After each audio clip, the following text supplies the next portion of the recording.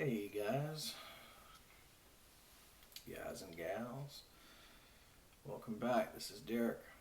I'm going to talk about 5 books today. And yeah, pretty casually. Like, I'm not going to get super in the weeds on them. Just 5 recent books that I read and what I thought about them. For those who have been following me a long time, for the translated literature,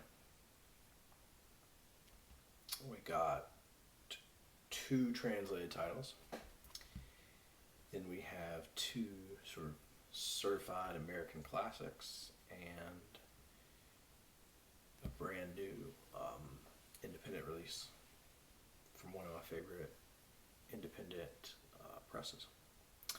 The reason that I'm doing this today with all 5 is because I've started the recognitions, so it is going to be a while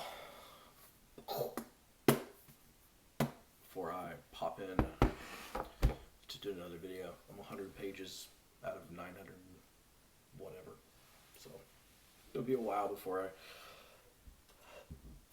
I read something else, like in full and paying attention and all that. Yeah. So the first one I'm going to talk about is a Pulitzer Prize winner, Pilgrim at Tinker Creek by Annie Dillard. And this is a nonfiction book, which is pretty rare for me, but I think that the distinction is fairly irrelevant, and I'm not that interested really in parsing out what is fiction versus nonfiction in the hands of a writer like this writing from their personal experience. And by that I just mean that today this might be marketed as autofiction. I don't know, that just doesn't, yeah. So for those who don't know, if you've never, this is a gigantic, obviously like canonical book, but it is, for those who don't know, Annie Dillard is in, for this book, outside Martinsville, Virginia, I think, by Tinker Creek. And she is going to spend her days, it's all in present tense, she's going to spend her days going down to the creek and looking at life from its very, very smallest form, looking at changes at their very, very almost imperceptible. And then looking at phases, seasons, obviously of nature, but also of her inner emotional life. And that is rendered like poetry. It really is just beautiful, lush writing that serves the beauty of the landscape unimaginably well, because we're not there. I am in North Carolina. I do know the area very pretty well that she's talking about. Not the specific plot, because so much of this is about the fact that you could do this at any kind of like tiny little plot of land. I was reminded a little bit of Barbara Kingsolver did this thing with her family once, where for a year they tried to live off the land. I think that was in Virginia as well, but it had her noticing, sort of so much. And then, of course, Walden. I think Walden Pond is, but Walden Pond has the philosophical bent to it, right? It has some pretty boring, like, I like the book, I do. I've read it 3 times. I like it a lot, but it has some boring, like, list sections of inventory. We now know that he was like going in to town to like have his mom do his laundry. So, like, not exactly self-sufficient. But that's a natural text probably to compare it to. And then at night she is reading and writing, and so it's really, really good. I recommend it. Pilgrim at Tinker Creek. I didn't. What else is going on right this minute while groundwater creeps under my feet? I just went to that. That was from the present, the section called the present, page 97. The galaxy is careening in a slow, muffled widening. If 1,000,000 solar systems are born every hour, then surely hundreds burst into being as I shift my weight to the other elbow. The sun's surface is now exploding. Other stars implode and vanish, heavy and black, out of sight. Meteorites are arcing to Earth invisibly all day long. On the planet, the winds are blowing. The polar easterlies, the westerlies, the northeast and southeast trades. Somewhere, someone under full sail is becalmed, in the horse latitudes, in the doldrums. In the northland, a trapper is maddened, crazed by the eerie scent of the chinook, the snow-eater, a wind that can melt 2 feet of snow in a day. The pampero blows, and the trampatane, and the boro, sirocco, levanter, mistral, lick a finger, feel the now. Seriously, didn't even have this marked. I just flipped like this through it, and that's what you get. Like, that's how incredible the writing of this is. And it reminded me, or rather reminds me, I guess, of this concept. I'm not very big into, I like to take a little bit of everything when it comes to spiritual stuff, to try to make a patchwork quilt of some sort of calming understanding that I can have for the fact that existing is hard, life is sad, and we're all going to die. Kind of that Woody Allen joke that he makes about complaining about the portions up in the Catskills of the meal. The meal's going around. They complain about how bad the meal is, and then someone says, and the portions are so small. And sometimes I think about that in terms of life, right? I think about the fact that, we're saddened and hurt by it and through all this pain, and then we're also and it's so short. So anyway, we just had a little cameo. That is Pilgrim at Tinker Creek. Where I was headed with that, yeah. So there's this concept that I really like.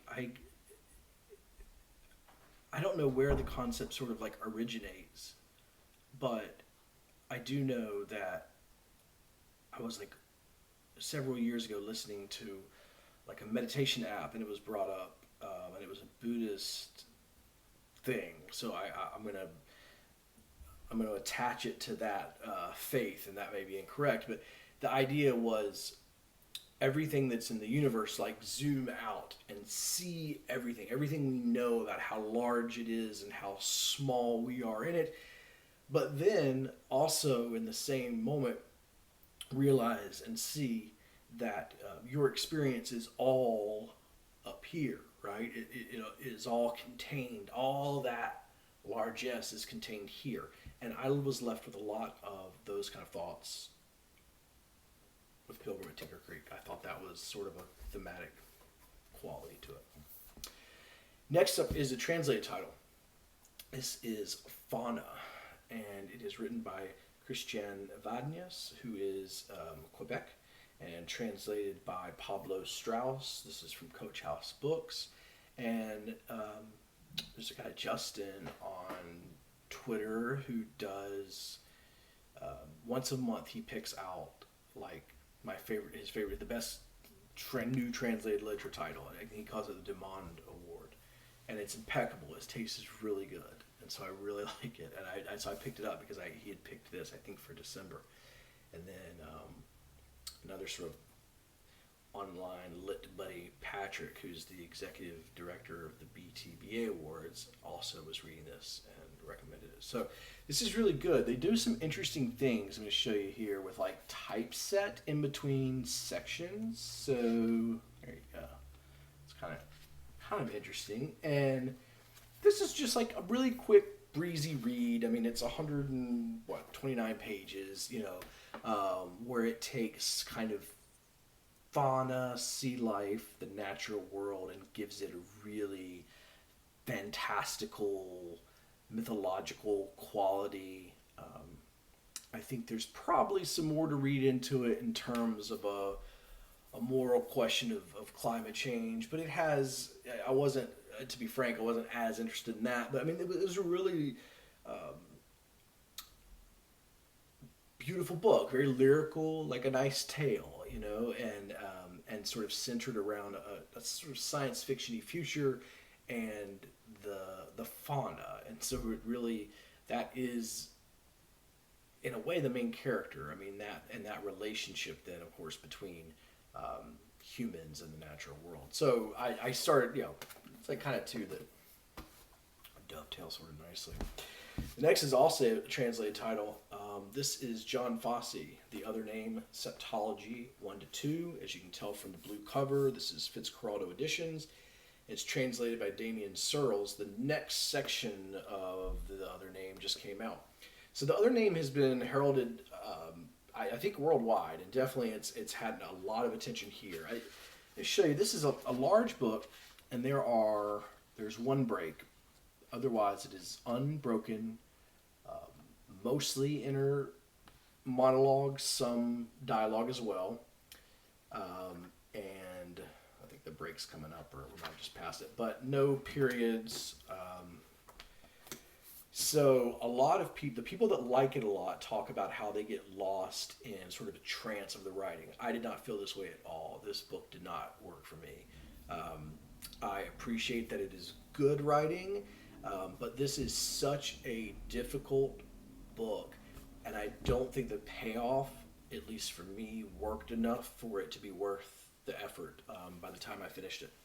And the reason I think that is because the character whose head we're inside, that it really annoys me. He just does. And I know it's probably on purpose, artistic decisions, whatever, but just sort of the general vibe he's got of being so indecisive and mulling over the smallest details for 2, sometimes 3 pages. To me, it just beats me down. It bores me. It does not work. And it's just interesting to say that because it's a finalist for everything. I think it was a Booker finalist. I know it was a BTVA finalist. I mean, John Fosse is one of the regarded, best writers in the world, I think, right now, for sure. I mean, Dalkey Archive has Melancholy out by him, which I should definitely try. I mean, I don't want to... you can tell that it's an incredible writer, and so I don't... But this particular work does not work for me, so I'm going to move on past it. And that's one nice thing about this new way of just kind of talking a little more casually about books is before I wouldn't spend 20 minutes, just bashing something that didn't work for me. And now, just like for a few minutes, I can say, hey, this doesn't work. One, so it kind of shows you, so I've never accepted an ARC, and I never will. An ARC is like an advanced reader copy. I've never accepted a free book that I can... No, I never have. One publisher sent me accidentally a wrong book when I ordered one, but I didn't even review either one. So anyway, no, it's just not my style. So I want to read what I want to read. You know what I mean? And people definitely have sent, slid into the DMs or whatever, saying, would you review this or that, or here's a manuscript, whatever. And that's really cool, and it's awesome being part of the lit community in that way, but it's just not my vibe. I just want to talk about the books I like, but that also means that for a long time I was never talking about what I didn't like. So it was a lot of enthusiasm without kind of understanding where my tastes may or may not lie. And so it's nice in these sort of more casual videos that I can, be honest about things that other people are seeing as huge hits and are just not working for me. All right, so let's do the second of the American classics, and this is James Purdy. Eustace, Chisholm, and the Works. This is from Liverlight, which is part of Norton, so why do I even need to... But anyway, so a really famous short story writer. This is a novel, James Purdy's novel, and not his only one.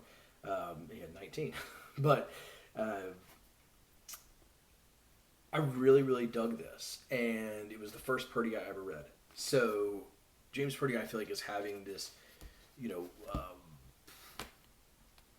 resurrection of his work. He only passed away in 2009, which is not that long ago. But I think that people are buzzing about him a little more, maybe talking about him a little more, and kind of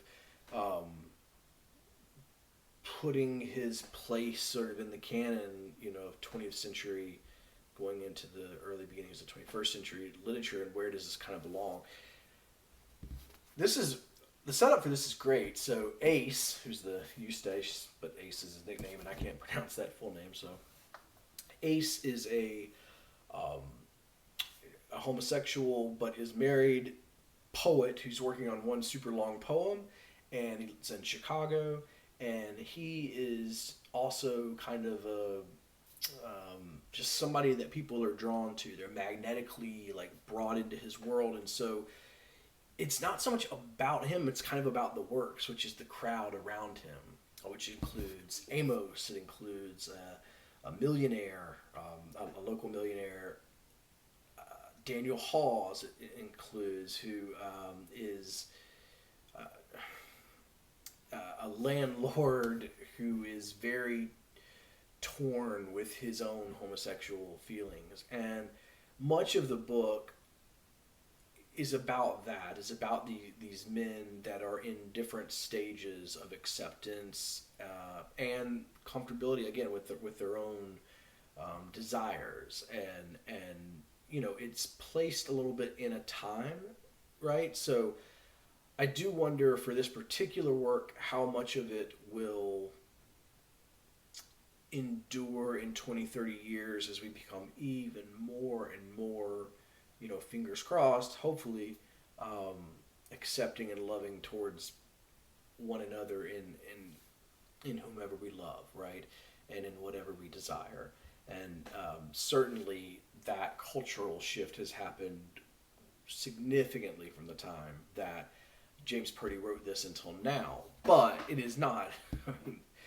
Too many people then take it the other route where it's like, okay, now we're done, the work's done. And not at all, right? Because desire for humans is a complicated thing, and it is something that we all wrestle with individually, and then also, as part of a larger community. So that doesn't go away. This book had a noirish quality, I felt. It's not a crime book, but the language was gritty in that way that sort of Jim Thompson, David Goodis hits me, and it really dealt with Nelson Algren's Chicago, that kind of... I hate the term seedy underbelly, and I particularly hate it in this sense because some of these characters were not choosing to be in an underbelly. They were cast out of society, by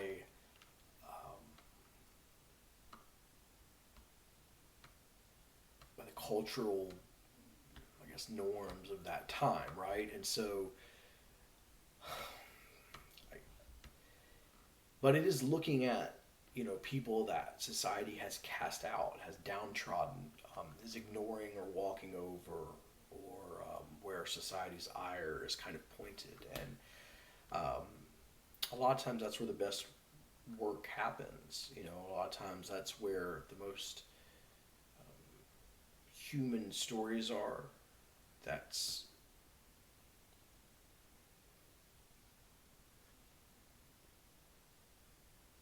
that's the good stuff. So anyway, this is great. I really enjoyed it. I'm looking forward to reading more James Purdy. I think I'm gonna do short stories next because he's a famed short story writer. So speaking of stories, last book we're going to talk about is the one from one of my favorite independent presses, 1111. I love the cover design of this. If you can't tell, it kind of cuts off and it's very sleek, very sexy. It's cool. This is After Dinner. God. And I'm not going to edit it, so right? This is After Denver. It's in Denver, Colorado. Poems and prose. The author is Big Bruiser Dope Boy, and I'm going to talk about the pseudonym aspect of that in a moment. And again, 1111 Press. A really,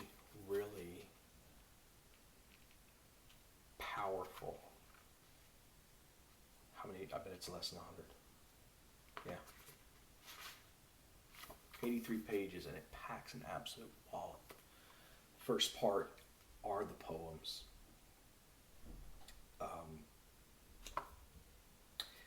The narrator throughout this is working in gay bars in Denver and is working on himself, where he fits in, his relationships, his friendships, exploring drugs, exploring new loves, exploring the city and the place and the people, and again trying to sort of find his footing. And I get the sense from this that the footing might not have been found until after Denver.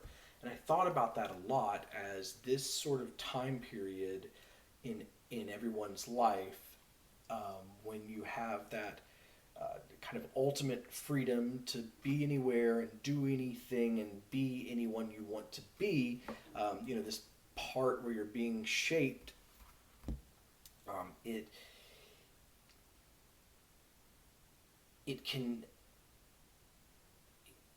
feels like the lessons kind of all come on heavy and hard all at once, and they just pound one on top of the other. But it isn't until after, almost like right after Denver, that you take a breath and what the fuck was that? And what does it mean? What does it mean for me? What does it mean for my relationships? What does it mean for who I'm going to be? Because I have to keep existing. I'm 30, say, because I think this is like a mid to late 20s story, and I really related to that. I think a lot of people relate to that, and I'm on that other side where I now know what is for me. But there is a moment, and this captures that moment, where it feels like it go in any 100,000 tentacles of directions. And we'll get to how after Denver this sort of closes up really well. I mean, this is a finished, complete volume. The poems and prose work so well together as one sort of piece. This is not a mishmash of stuff. The first thing I'll try to publish, for instance, will probably be, let's say, 40% stuff that I just like that I've published online, and then add in 60% of kind of new stuff. This is not like that. I mean, yes, some of the stuff appeared elsewhere, right? That's like the nature of modern marketing for independent literature. But it feels as if it was conceived, conceptualized, written as like to be read and experienced as one whole piece. Let me give you an example. Actually, I'll just talk about it now, the end thing. The last piece is called Doubt, Doubt. And it was the first thing I heard about this because someone actually posted the whole piece, the whole prose piece, which is 2 pages and is the very, very end. And on its own, it's tremendous. It's affirming, it's motivational, it's raw, it's beautiful. The language is just perfect. But I kind of bummed that someone posted it, I'll be honest, because you need that whole journey to get there. It hits 10 times harder, I promise, if you go through the journey with the narrator, with the author, to hit that doubt. And then to get that thing sewed up, closed up, really hit that like after Denver. This is what happened after Denver. This is how I feel after Denver. This is who I am after Denver. So the poetry, there is... I'll read a brief section from Your First Ex-Boyfriend. This is on page 29. I'm going to be your first ex-boyfriend. Most of your friends will become my friends. They will come to like me more than you. I'm going to be your first ex-boyfriend. You will try to keep tabs on me, but I'm not an internet browser, babe. You're an internet browser. You can rent a boy, you can rent a friend, but you can't rent a boyfriend. Not really. I'm going to be your first ex-boyfriend. I'm going to make you feel wrong and dirty, but not the way you like. So there's a real meanness to that,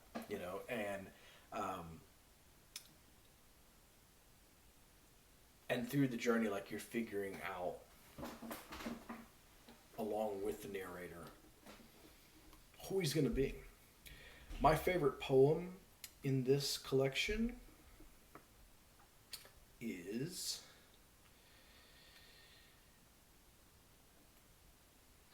well, gay poet here is if you were just gonna like stand alone poetry, I think that's probably the single best poem. But honestly, for me, it was Customer. Customer deals with um,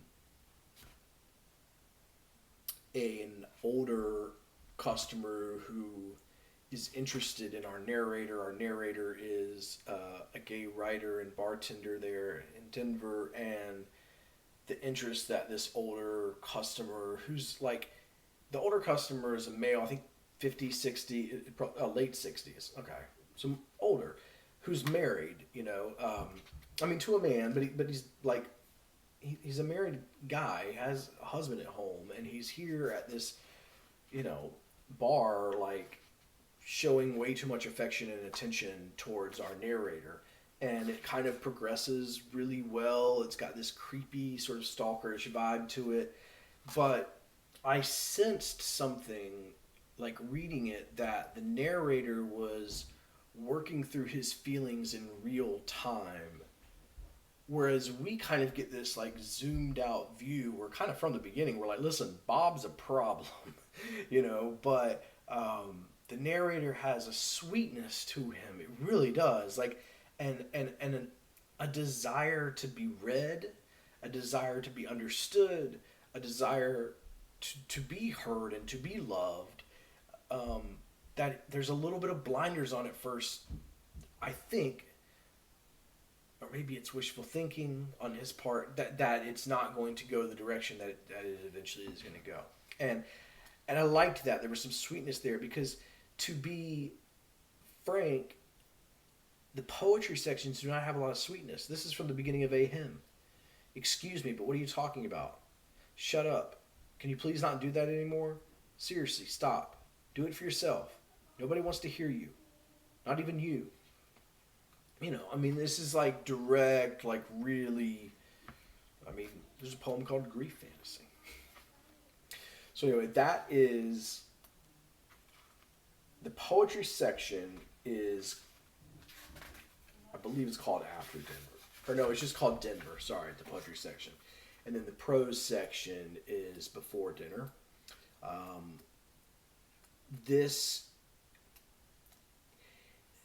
They are, and then After Denver is a pickup artist in the animal kingdom. It is tremendous. And then the epilogue is Doubt Doubt. The prose is really good. They're very connected, in sort of a storytelling wise, but linear and thematically. And this is just really good. So last thing I'll say about this on Big Bruiser Dope Boy. So Big Bruiser Dope Boy, when I first saw anything by him, I thought, okay, regarding the name, I just felt a way about it. And I'll tell you why. It's because this stuff is so confessional, at least it presents that way. And part of his style as a writer is confrontational. Part of his style as a writer is to kind of tell you as a reader where he wants to take you. Do you know what I mean? And I mean this in a good way. I mean, this is a good thing, but he is a confident writer. And so one of the places that he's very confident in is that sort of the best way to get at something is to just, raw and show it and put it there, and just like, we all have to sit here and live with it, and this is the truth of it. And that plays stranger to me when you're writing under a name Big Bruiser Dope Boy. Because then to me it's kind of like that's where the hide is at. Because all fiction seeks in some way to hide itself. A lot of times in writing that I personally do, and the writing I like a lot, I like to have fiction be 96% as it happened and true, and then hide the way I feel about it, right, in the fiction, if that makes sense, or hide myself somewhere in the fiction. leave a breadcrumb there that belongs to me, or it belongs to maybe the person that I'm writing the story for, or anyway, that's just an approach I take. But I think a lot of writers use fiction because you can play with the form in such a way where you get to be a liar. I mean, again, I'll talk about this in our video, but that's what fiction is. Fiction is the first time that someone came back to the campfire and told a lie. This feels bereft of lies. And even the lies that exist, the narrator points out, or you see them happening in real time and unfolding, and he has to wrestle with them as lies. So why write under a fictitious name? Why write under such a silly fictitious name? Such a dated, potentially fictitious name? Big Bruiser Dope Boy. It sounds cool right now. Like, I will admit that. And the writing is fantastic. Fantastic. But how is Big Bruiser Dope Boy going to sound in 10 years? I mean, words like that have lifespans of use and where we see them and how we relate to them. Well, I've come around a little bit on that. But I wanted to be honest about that's how I had approached it sort of in the beginning. And I think the way and the reason that I came along on that was that why does it matter if his name is John or Bob or Carl or Steve? What would that do? What would that add? Why does it matter? I mean, it's not as if you can't see a picture of him. He's a hot dude. You can find his picture around. I'm not gonna lie. There's interviews with him aplenty. Podcast. There's written interviews. I mean, there's not. Why does it matter? It doesn't. And that was just a weird hang-up of mine. And so I explained why it was a hang-up, and then I kind of, more I thought about it, I thought, okay, so his name's John Smith. Does it change anything? No, it changes nothing. This is great. All right. You can tell probably from the first little child interruption that I bet they want snacks. They always want snacks, and they don't tell you. That's something they don't tell you. So thanks again. I'll be hitting you guys up probably in about a month, maybe 6 weeks, with some talk about the recognitions. But otherwise, just follow me on Twitter at Derek Main Lives. I've got some writing coming out that I'm really proud of, and some places that I cannot believe I'll be in.